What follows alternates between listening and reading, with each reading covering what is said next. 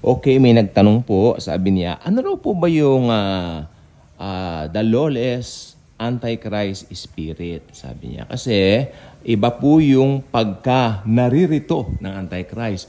Pag ibig sabihin naririto, yung nandito na siya. Wala pa po yung the Antichrist. Maliwanag po yan. Alam ko, naggawa na po ako ng vlog diyan, no? Ng video diyan, na yung the Antichrist, yung may definite article, ibig sabihin ng definite article, patungkol, may pinatutungkulan. Sa Tagalog, ang. Para tayong in-check, pero hindi, ang. A-N-G, ang Antikristo. Yan. Sa English, the definite article, the, T-H-E, Antichrist. Pero may binanggit din ng Bible na marami ng mga Antikristo. Paano mo ma-reconcile itong seemingly contradict verses na ito? No. Hindi po siya contradict. Makinig lang po kayong mabuti sa sasabihin ko. Dahil ito po ay nagsasabog. Patawarin niyo ako sa term po. Nagsasabog ng lagim at kalituhan sa sangkakristyanuhan. Nalulungkot ako. Kaya nagsabog din ng mga maling doktrina. Lalo na po nung uso yung COVID, nagpabaksin po ako. Then, syempre, nag-selfie naman ako na nabaksin na ako. Katakot-takot na inulan yung aming GC na ako raw ay maiimpyerno na. Nagtuturo ka pa naman ng Biblia. Maiimpyerno ka na, nag-take ka na ng mark of the beast. Oo, tinanong pa niya Sabi niya, ano ko raw? Moderna ka ko. Naku, ang Moderna, meron silang explanation to everything. Tawa ako ng tawa, pero nung tumatagal na sabi ko, this is getting out of hand. So, nag-leave na ako doon sa mga GC na yun. Ha? At blinak ko yung ilang people. Hindi ako tinatandanan mas kagabi sa messenger. Ano yun? Stressful yun. Meron silang condemning spirits. Alam nyo, hindi nyo rin masisi dahil may mali silang katuruan. Okay, balik tayo sa topic. Yung the Antichrist, hindi po dumarating yun Kasi pagkatapos po ng rapture, doon po siya lilitaw. Maliwanag po yan. Parang sirang plaka na tayo sa araw-araw Okay, alam naman natin yan. Pero yung mga Antikristo, ito na po yan. Yung mga, ayaw ko na pong palawigin, baka may matamaan na naman, may magalit, no? Okay, yung mga Antikristo, ito yung mga kalaban ni Kristo. Yung mga ayaw kay Kristo, yung mga ayaw kumilala kay Kristo. Kaya nga, anti. O halimbawa, gumawa ka ng kanta.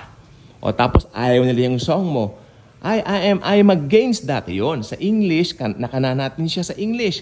Against. Anti means against. Hindi sang-ayon. Di ba? Parang antibiotic. Parang ganon, di ba? Antibiotic, parang ganon. Paka-antibiotic mo sa buhay ko. Parang ganon. Yes, ganon siya. Opposer, yan. Ino-oppose. Binabaligtad niya. Lahat, marami tayong definition dyan. Ayan ang mga Antikristo. Yung espiritu po nila ngayon, nagkalat na po din sa mundong ibabaw na ini. No? Oo. Makaninita. Wow. Nandito na po sila.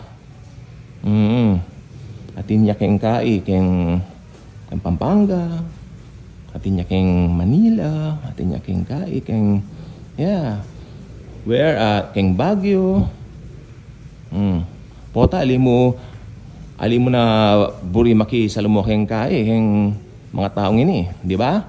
Parang gano'n, ayaw mo nang makisalumuha sa kanila kung tutuusin, pero sa totoo lang po, yung mga taong yan ay, nangangailangan po ng serbisyo natin bilang mga totoong Kristiyano. We have to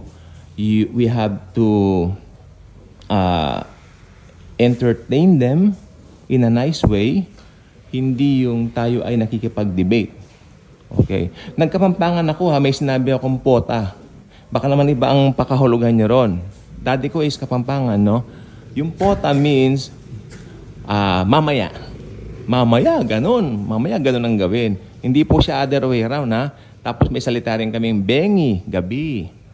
Oo. Makaniyan, ganyan. Makanini, ganyan, ganito, ganyan, ganun yun. Okay? Inano ko lang yung Kapampangan. Oo, na-miss ko lang daddy ko. So, iyan pong ibig sabihin po niyan, no? So, ang mga Ang mga kapampangan tuloy. Ang mga antikristo po, yung mga tao na salungat sa aral ni Jesus. Lalo na yung mga ayaw kay Jesus. Okay? Umpisahan na po natin, siyempre, mga Hudyo. Most of the Jews right now are antichrists. Galit sila. Alam niyo po ba kung meron pinakagalit na lahi kay Jesus ngayon? Ayan na yung mga Hudyo ngayon sa Israel. Mabanggit mo lang yung pangalan ng Jesus, sumasabog sila sa galit. Oo. Pero merong deal ang Diyos sa kanila kasi may pangako ang Panginoon sa kanila. No. So, yan. So, yun po ang tungkol dyan. Iba yung mga antikristo sa the Antichrist. Okay? Maliwanag na po ba? Bye-bye.